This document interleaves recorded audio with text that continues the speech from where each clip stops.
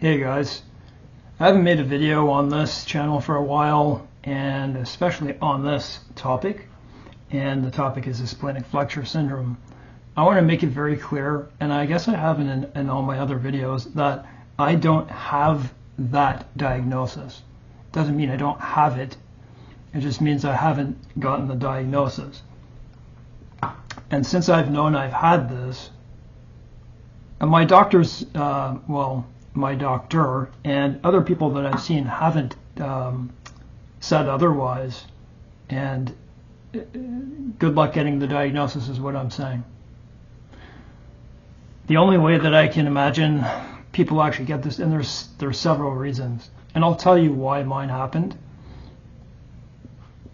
but I've never said that. I just never said that, and I don't think it's very helpful to people, because you're going to have to set out and you're going to have to find ways. And if you ask me, the only way to prove this intractable syndrome that will rule your life is to set yourself up for an x-ray or whatever it is that's going to image your splenic flexure, your transverse colon, your splenic flexure, and to put yourself in a position. Maybe they take a picture before when you're not eating, and they take a picture after when it builds up and pushes into the side. Pick out a time when it's going to be at its worst. And here's the problem.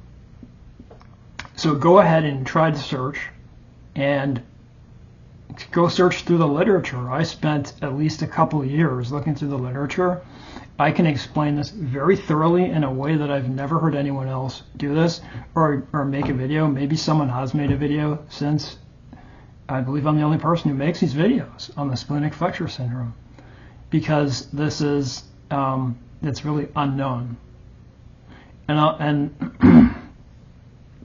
so before I tell you how mine even started, I want to tell you of the ignorance of gastroenterologists, certain specific doctors. One of the reasons why I have such a tough time in this camera shot is because my splenic flexure is pushed up into my rib.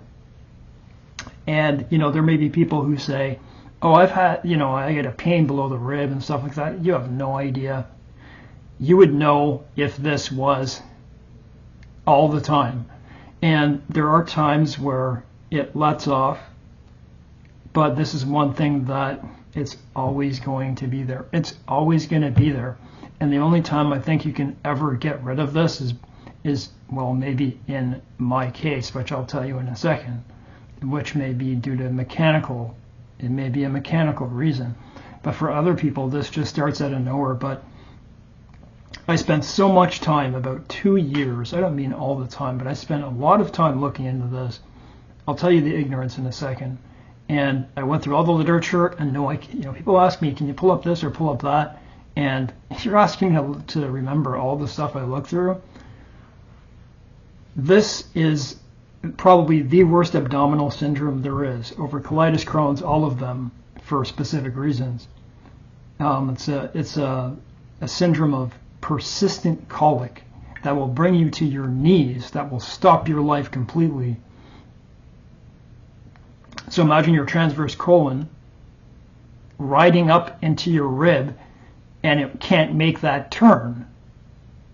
Picture it's like having a metal bar in your transverse colon, and it's constantly pushing up and it's going through your back, and you don't know what's going on. And so this is a syndrome that is okay. If you ask me how rare is this syndrome, from my search and what I've put input in on ChatGPT, so I use ChatGPT as a study tool.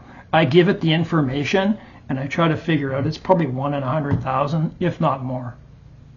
It really is. And so I'm going to tell you the ignorance. This isn't the main topic I want to talk about, but I want to share this with you. The ignorance. So I had the Moderna injection in 2021, and I developed myocarditis, and it was an allergic reaction. It was very bad. and I developed a permanent gallbladder disorder called gallbladder hyperkinesia, which is which is diagnosed. And that is very painful. And this isn't the only thing I deal with. I deal with adhesions, and I also get kidney stones. So when I got this and I was trying to figure out what this gallbladder thing is, so it's like having a gallbladder stone at all times. So I have to control it with certain medication, which I'm going to tell you about, for colic. There's nothing else like this. There's just nothing else like this. There may be one other, and that's, I think it's hyosamine, but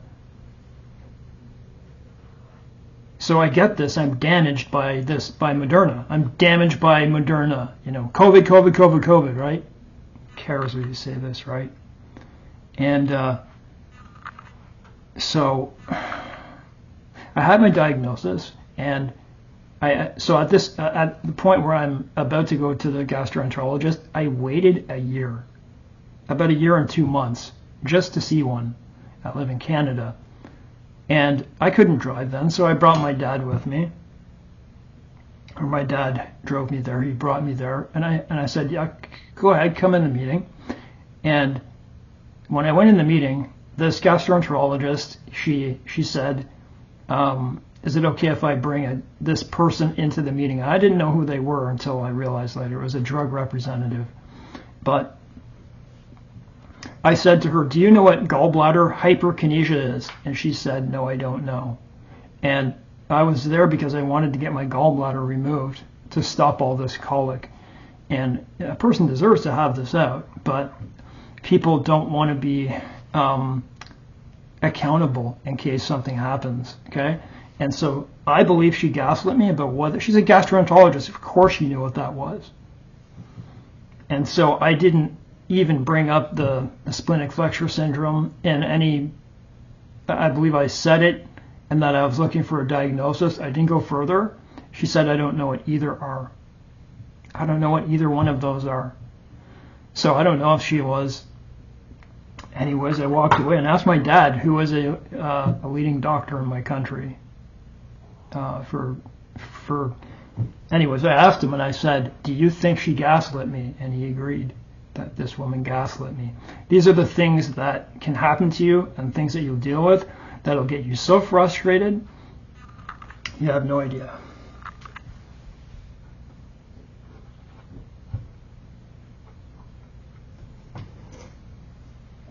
So this happened to me in 2015, and you can prove this. I mean, if you got an image, it will show that it's pushing hard into there. But here's another bit of ignorance for you. As I went to no less than 30 hospital visits within about a year and a half because of what Moderna had done to me. And while I was in conversation with the emergency physician, it was a woman, and she said, I said, "I have the splenic flexure syndrome." And I told her that it is not common, and she looked at me and she said, in a demeaning kind of looking down on you manner, and I'm not out for doctors, okay? I just tell the truth. She said, it's not abnormal, it's not, you know. And I said, "Do you even know what it is?" And the thing is, here's a problem that you're going to come up against. Of anyone who's going to see someone with the splenic flexure syndrome, it's emergency departments, but it will probably not be, in most cases, probably 99, that there is the splenic flexure syndrome, but it's not chronic. There's a difference there. So someone may drink alcohol, they may drink too much alcohol, they may eat too much chocolate, they may do something like that, and they get a lot of air, a lot of gas, stool, whatever it is, and it builds up and it gets trapped in that flexure for whatever they've done. They may have excessively eaten something, and it becomes a medical emergency. It really does. But this is what you and I deal with on a daily basis, and sometimes on a minute-by-minute basis. So she was ignorant as to that there was an intractable form of this, and there lies the problem. So I've read all the medical papers that people who have this will go to the emergency departments, and they say it's unfortunate for people with this. So many, maybe 50%. I don't know, I'm just throwing out a number. It may be lower. Get exploratory surgery because they don't know what this is. And you're gonna face a lot of pushback with this. And this is a reason why you will not get your diagnosis. I would like to have my diagnosis. I said to my doctor, for psychological reasons, why don't you just give me the diagnosis? And so you know what it's like. You have to literally walk around to push your colon through, right? Because you take your fingers, you push down, there's a big hard mass there because it's stuck up in your rib area in the splenic flexure.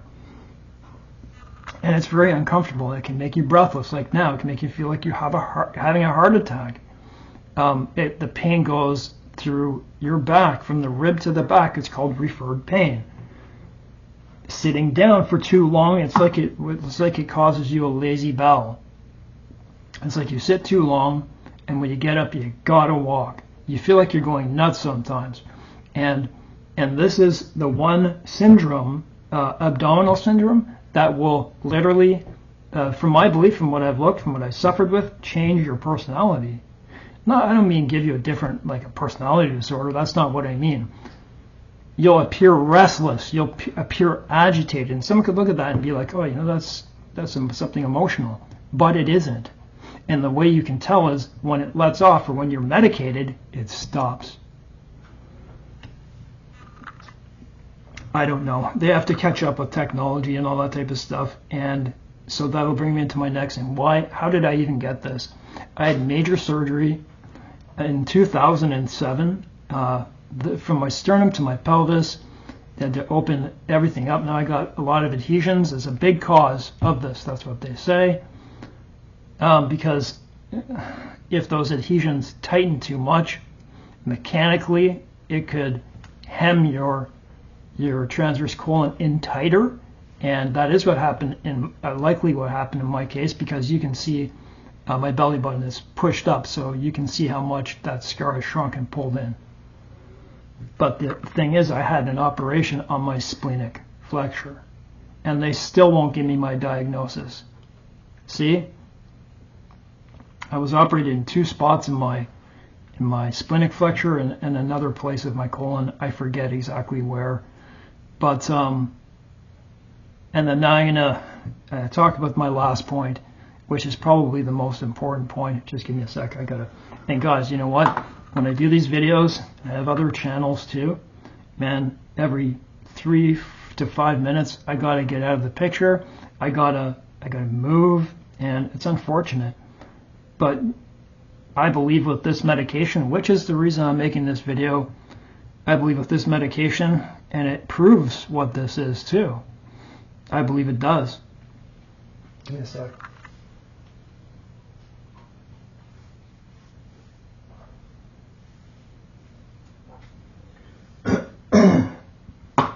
This is chronic. You wake up in the morning, I don't know if you take medications for this, but I would be on my knees if I didn't, because when I wasn't using this, Buscopan, Hyoscine, I was in a bad place, and I was very restless, and I was restless and quite irritable with this. I never wanted to sit. I rarely sit because I have a spinal disease anyways, called adhesive arachnoiditis. That keeps me up most of the time, but we all need to rest and stuff like that. But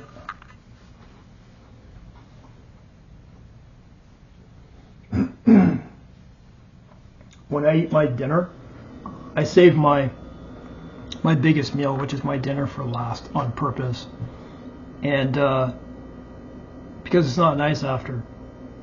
But we need to get calories and stuff like that. Another thing, the amount of weight I lost.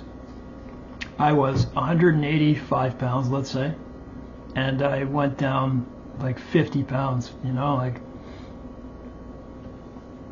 If that wasn't an indicator, right? And I do eat more than 2,000 calories, so what was I going to say? So here I don't want you to make this mistake. Now, if something else works for you, that's fine. But you know, slippery elm and all these different, you know, natural things. I tried different ones. I tried a whole bunch of different things that never worked nearly as well as taking Buscopan. So the first time I had Buscopan, it was in the emergency department. They were giving it to me for a very bad time in my life, that's all I'll say. And I never recognized what it was doing because I would only get one, right? They'd give me one. But they'd give me packs of them. That was at a different time. They would give me packs of them. I'd take them home. It wasn't until around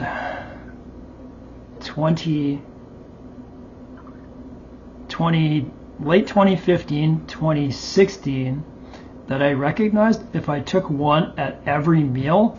So how many do I take per day? 5. For this syndrome, it's totally necessary. I recognized that if I took one every 4 or 5 hours, I don't take 2 at a time. I just take 1. I don't want to take too many. They're not addictive or anything, and they're over the counter.